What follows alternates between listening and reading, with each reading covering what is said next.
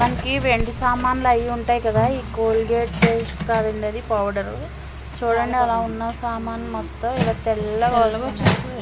అది పొడితో తోమితే పేస్ట్తో కూడా తోమవచ్చు అన్నారు.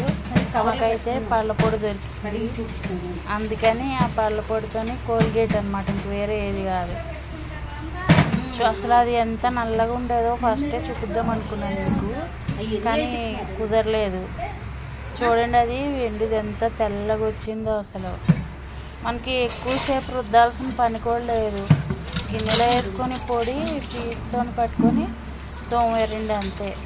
చాలా అసలు వీడియోలో మీకు అలా కనిపిస్తుంది, కానీ ఇంకా చాలా చాలా తెల్లగా వచ్చింది. అదైతే సామాన్లు మొత్తం బాగా తోమి పెట్టాల్సిన పని లేదు, పట్టుకెళ్ళి నిమిషంలో తోమేసుకోవచ్చు అండి. అది కూడా చూడండి ఎంత తెల్లగా వచ్చిందో. అసలు చాలా అంటే చాలా తెల్లగా వచ్చింది.